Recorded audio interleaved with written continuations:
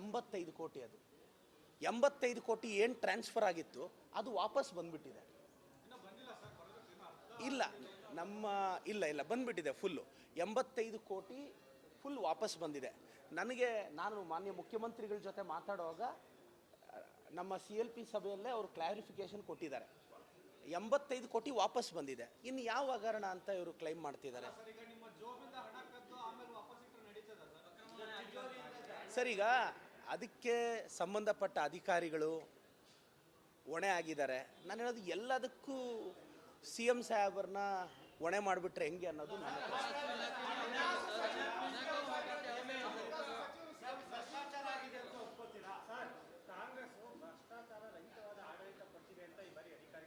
S,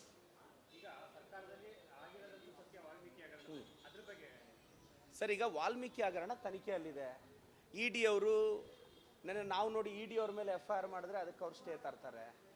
ED ಅವ್ರು ಏನು ಮಾಡ್ತಾಯಿದ್ರೆ, ಕಾಂಗ್ರೆಸ್ ಸರ್ಕಾರವನ್ನು, ಕಾಂಗ್ರೆಸ್ ಸರ್ಕಾರದ ಶಾಸಕರನ್ನ, ಮಿನಿಸ್ಟ್ರುಗಳನ್ನ ಮಾನಸಿಕವಾಗಿ ಡಿಸ್ಟರ್ಬ್ ಮಾಡೋಕ್ಕೆ ಟ್ರೈ ಮಾಡ್ತಿದ್ದಾರೆ. ಅದು ಅವ್ರ ಕೈಯಲ್ಲಿ ಆಗದೇ ಇರೋ ಕೆಲಸ.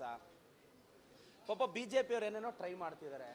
ಕೇಂದ್ರದಲ್ಲಿ BJP ಇದು ಕೊನೆ ಅಧಿಕಾರಾವಧಿ, ಮತ್ತೆ ಅವ್ರು ಬರಲ್ಲ. ನಾವು ಇಂಡಿಯಾ ಕೂಟ ಇದೆ, ನಾವು ಅಧಿಕಾರಕ್ಕೆ ಬರ್ತೀವಿ. ಅವ್ರಿಗದು ಭಯ ಬಂದಿದೆ. ಆ ಕಡೆ ಅರವಿಂದ್ ಕೇಜ್ರಿವಾಲ್ನೂ ಅವ್ರು ಏನೂ ಮಾಡೋಕ್ಕಾಗಲಿಲ್ಲ, ಭೂಪೇಂದ್ರ ಸೊರೇನ್ನ ಏನೂ ಮಾಡೋಕ್ಕಾಗಲಿಲ್ಲ.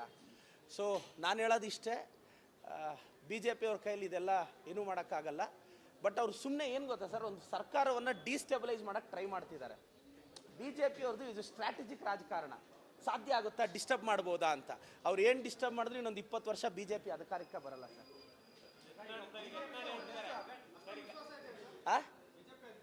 ಸರ್, BJP ಯಾವತ್ತು ಫುಲ್ ಮೆಜಾರಿಟಿ ಬಂದಿದೆ ಅಂತ ಕರ್ನಾಟಕದಲ್ಲಿ?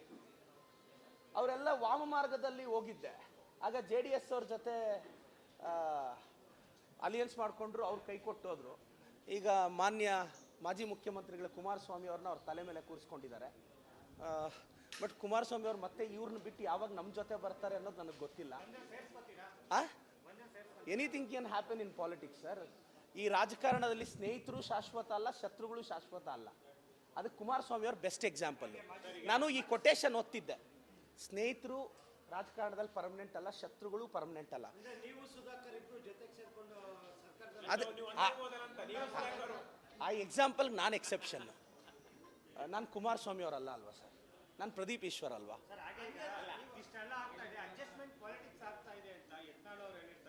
ಹೇಳೋದು ಸಿದ್ದರಾಮಯ್ಯ ಸೇರಿದಂತೆ ಬೊಮ್ಮಾಯಿ ಇರ್ಲಿ, ಜಗದೀಶ್ ಶೆಟ್ಟರು ಸೇರಿದಂತೆ ಬಸವರಾಜ ಯಡಿಯೂರಪ್ಪ ಎಲ್ಲರ ಮೇಲೂ ತನಿಖೆ ಮಾಡ್ತೀವಿ ಅಂತ. ಸರ್, ನಾನು ಇನ್ನು ರಾಜಕಾರಣಕ್ಕೆ ಹೊಸಬನು. ಈ ಅಡ್ಜಸ್ಟ್ಮೆಂಟ್ಗಳು ಹೆಂಗಿರುತ್ತೋ ನನ್ನ ಗಮನಕ್ಕೆ ಇನ್ನೂ ಬಂದಿಲ್ಲ. ಯಾಕೆಂದರೆ ನಾನು ಕ್ಲಿಯರ್ ಆಗಿದ್ದೀನಿ, ಪ್ರಾಮಾಣಿಕವಾಗಿದ್ದೀನಿ. ಪ್ರತಿದಿನ ಬೆಳಗ್ಗೆ ನನ್ನ ಮನೆ ಬಾಗಿಲು ತೆಗೆಯುವಾಗ, ನಾನು ಇಷ್ಟು ಅಗ್ರೆಸಿವ್ ಆಗಿದ್ದಾಗ IT ಹಿಡಿಯೋನು ಮನೆ ಮುಂದೆ ಬಂದು ನಿಂತ್ಕೊಂಡ್ರು ಐ ಡೋಂಟ್ ಕೇರ್ ಅನ್ನೋ ಅಸಂಪ್ಷನಲ್ಲೇ ನಾನು ಮನೆ ಬಾಗಿಲು ತೆಗಿತೀನಿ. Because I am very clear. But ನನಗಂಥ ಅಡ್ಜಸ್ಟ್ಮೆಂಟ್ಗಳ ಅವಶ್ಯಕತೆ ನನಗಿನ್ನೂ ಇಲ್ಲ. ನೋಡೋಣ ಏನೇನಾಗುತ್ತೋ ರಾಜಕಾರಣ. ಬಟ್ ನನ್ನ ಕುಮಾರಸ್ವಾಮಿ ಅವ್ರ ಬಗ್ಗೆ ಅಪಾರವಾದ ಗೌರವ. ಹಾಂ ಸರ್, ನಾನು MLA ಆಗಿ ಹೇಳ್ಬೇಕಾ, ಟೀಚರಾಗಿ ಹೇಳ್ಬೇಕಾ? ನಾನು ನೋಡಿ, ನನಗಿರೋ ಸ್ಪಷ್ಟ ಮಾಹಿತಿ, ವೆದರ್ ಇದು ಕಾಂಟ್ರವರ್ಸಿಗೆ ದಾರಿ ಆಗ್ಬೋದು, ಬಟ್ ಪರವಾಗಿಲ್ಲ. ನೀಟ್ ಪರೀಕ್ಷೆಯನ್ನು ತಮಿಳ್ನಾಡು ಕ್ಯಾಬಿನೆಟ್ಟು ಮತ್ತು ನಮ್ಮ ಕರ್ನಾಟಕ ಕ್ಯಾಬಿನೆಟ್ಟು ಕ್ಯಾನ್ಸಲ್ ಮಾಡಿ CETಯಲ್ಲೇ ಸ್ಕೋರ್ ಕೊಡೋಣ ಅಂತ ತೀರ್ಮಾನ ಆಗಿದೆ.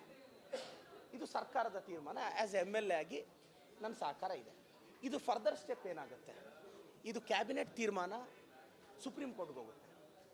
ನನಗೆ ಗೊತ್ತಿರೋ ಪ್ರಕಾರ ಸುಪ್ರೀಂ ಕೋರ್ಟಲ್ಲಿ ಈ ತೀರ್ಮಾನ ನಿಲ್ಲಲ್ವೇನೋ ಅನ್ನೋದು ನನ್ನ ಭರವಸೆ. ಯಾಕೆಂದರೆ ನಾನು ಕಳೆದ 10 ವರ್ಷ ಸುಪ್ರೀಂ ಕೋರ್ಟ್ ಜಡ್ಜ್ಮೆಂಟ್ಸ್ನ ಓದ್ಕೊಂಡ್ಬಂದಿದ್ದೀನಿ.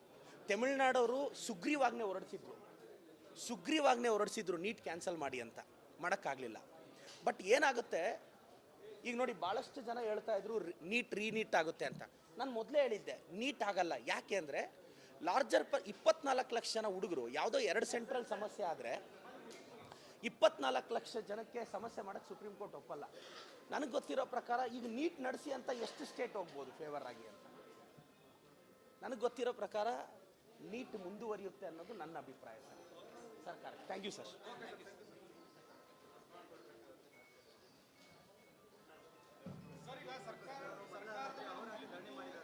BJP ಧರಣಿ ಮಾಡ್ತಾ ಇದ್ದಾರೆ, ಬಿಲ್ಗಳು ಪಾಸ್ ಆಗಬೇಕು, ಚರ್ಚೆ ಆಗಬೇಕು, ಸದನ ನಡೆಯುತ್ತಾ ಸರ್ ಕ್ಲೀನಾಗಿ ಅಂತ?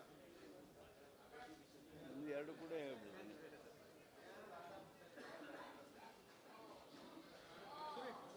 ವಿರೋಧ ಪಕ್ಷದವರು ನಿನ್ನೆ ಅಹೋರಾತ್ರಿ ಧರಣ ಮಾಡಿದ್ದಾರೆ. ನಾವು ಸದನದಲ್ಲಿ ಅಡ್ಜರ್ನ್ಮೆಂಟ್ ಮೋಷನ್ ಯಾಕೆ ಅಲೌ ಮಾಡಬಾರ್ದು, ಯಾಕೆ ಅದನ್ನು ಚರ್ಚೆಗೆ ತಗೋಬಾರ್ದು ಅನ್ನೋದಕ್ಕೆ ನಮ್ಮ ನಿಯಮಗಳನ್ನು ಹಾಗೂ ಕೌಲ್ ಅಂಡ್ ಶಕ್ದರ್ ಅವರ ಪುಸ್ತಕದಲ್ಲಿರ್ತಕ್ಕಂಥ ಆ ಟಿಪ್ಪಣಿಗಳನ್ನೆಲ್ಲ ಎಳೆ ಎಳೆಯಾಗಿ ವಿವರಿಸಿದ ಮೇಲೂ ವಿರೋಧ ಪಕ್ಷದವರು ಮೊಂಡ ಹಠ ಹಿಡಿದ್ರು. ಅಷ್ಟೇ ಅಲ್ಲ, ಇದೊಂದು ರಾಜಕೀಯ ನಾಟಕ ರೀತಿಯೊಳಗೆ ಅವ್ರದ್ದೇನು ಪೊಲಿಟಿಕಲ್ ಸ್ಟ್ರಾಟಜಿ ಇದೆ, ಆ ಪೊಲಿಟಿಕಲ್ ಸ್ಟ್ರಾಟಜಿಗೆ ವಿಧಾನಸಭೆಯ ವೇದಿಕೆಯನ್ನು ಉಪಯೋಗ ಮಾಡ್ತಾ ಇದ್ದಾರೆ. ಇದು ಅತ್ಯಂತ ದುರ್ದೈವದ ಸಂಗತಿ. ಮೈಸೂರಿಗೆ ಪಾದಯಾತ್ರೆ ಮಾಡಬೇಕು ಅನ್ನುವಂಥ ನಿರ್ಣಯ ಮಾಡಿಕೊಂಡು ಇಲ್ಲಿ ಕೂತು ಇಲ್ಲಿಂದ ಹಿಂಗೆ ಹೋಗೋದು. Assembly forum should not be used for A political strategies. ವಿಧಾನಸಭೆಯ ವೇದಿಕೆಯನ್ನು ರಾಜಕೀಯಕ್ಕಾಗಿ ಉಪಯೋಗ ಮಾಡಬಾರ್ದು, ಕೇವಲ ರಾಜಕೀಯಕ್ಕಾಗಿ ಉಪಯೋಗ ಮಾಡಬಾರ್ದು. ಈಗಾಗಲೇ ಎನ್ಕ್ವೈರಿ ಕಮಿಷನ್ ನೇಮಣಿಕೆ ಆದಂಥ ಈ ಸಂದರ್ಭದಲ್ಲಿ ಏನು ಅವ್ರದ್ದು ಏನು what is there demand? Any demand any time anybody can raise is enquiry commission ಮಾಡಿರಿ. ಹೈಕೋರ್ಟ್ ಜಡ್ಜರು ನಿವೃತ್ತ ಆಗಲಿ ಅಥವಾ ಇದರಲ್ಲಿದ್ದಿರ್ತಕ್ಕಂಥ ಜಡ್ಜ್ ಅವ್ರ ಕಡೆಯಿಂದ ಎನ್ಕ್ವೈರಿ ಮಾಡಿಸ್ರಿ. ನಮ್ಮ ಮುಖ್ಯಮಂತ್ರಿಗಳು ಆಪಾದನೆಗಳು ಬಂದ ತಕ್ಷಣ ಇವ್ರು ಯಾರು ಕೇಳದೇ ಇದ್ರೂ ಆ ಆಪಾದನೆಗಳನ್ನು ಅವರ ಮೇಲೆ ಇದ್ದಾಗ್ಯೂ ಸಹಿತ ಎನ್ಕ್ವೈರಿ ಕಮಿಷನನ್ನು ನೇಮಣಿಕೆ ಮಾಡಿದರು. Show me a single chief minister in Karnataka when allegations are made against him and they have appointed a enquiry commission. ಮುಖ್ಯಮಂತ್ರಿಯೊಬ್ಬರ ಮೇಲೆ ಅಲಿಗೇಷನ್ ಮಾಡಿದಾಗ ಎನ್ಕ್ವೈರಿ ಕಮಿಷನನ್ನು ಮಾಡಿರ್ತಕ್ಕಂಥ ಒಬ್ಬ ಮುಖ್ಯಮಂತ್ರಿ ತೋರಿಸ್ರಿ. ಯಡಿಯೂರಪ್ಪನವ್ರ ಮೇಲೆ, ಯಡಿಯೂರಪ್ಪನವ್ರ ಕುಟುಂಬದ ಮೇಲೆ ಅಲಿಗೇಷನ್ ಬಂದು ಎನ್ಕ್ವೈರಿ ಕಮಿಷನ್ ಮಾಡಿದ್ರ? ಕುಮಾರಸ್ವಾಮಿ ಮೇಲೆ, ಕುಮಾರಸ್ವಾಮಿ ಅವ್ರ ಕುಟುಂಬದ ಮೇಲೆ ಆಪಾದನೆಗಳು ಬಂದವು. ಮುಖ್ಯಮಂತ್ರಿ ಆಗಿದ್ದಂಥ ಕುಮಾರಸ್ವಾಮಿ ಅವರು ಎನ್ಕ್ವೈರಿ ಕಮಿಷನ್ ಸೋಮೋಟೋ ಮಾಡಿದ್ರ? ನಮ್ಮ ಸದಾನಂದ ಗೌಡರ ಮೇಲೆ ಬಂದು, ಜಗದೀಶ್ ಶೆಟ್ಟರ್ ಮೇಲೆ ಬಂದು, ಬಸವರಾಜ ಬೊಮ್ಮಾಯಿ ಮೇಲೆ ಬಂದು 40% ಕಮಿಷನ್ದು ಆಪಾದನೆ ಬಂದವಲ್ಲ, ಆವಾಗ ಇನ್ಕ್ವೈರಿ ಕಮಿಷನ್ ಮಾಡಿದ್ರ? Which of the chief minister has done inquiry commission, appointed A inquiry commission when the allegations were leveled against him? Suo motu ಇವ್ರು ಯಾರೂ ಕೇಳಲಿಲ್ಲ.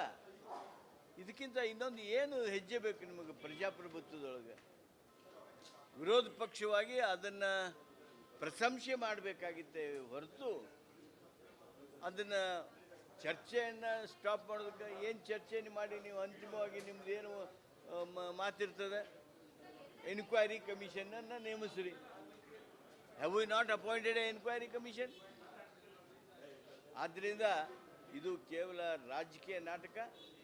ರಾಜಕೀಯಕ್ಕಾಗಿ ಈ ವೇದಿಕೆಯನ್ನು ಬಳಕೆ ಮಾಡ್ಕೋತಾ ಇದ್ದಾರೆ. ಅಲ್ಲಿ ಉತ್ತರ ಕನ್ನಡದಲ್ಲಾಗಲಿ ಮಲೆನಾಡಿನ ಪ್ರದೇಶದಲ್ಲಾಗಲಿ ಸಾಕಷ್ಟು ಅವಘಡಗಳು ನಡೆದಿವೆ. ಅತೀವ ಮಳೆಯಿಂದಾಗಿ ಜನ ಪ್ರಾಣ ಕಳೆದುಕೊಂಡಿದ್ದಾರೆ.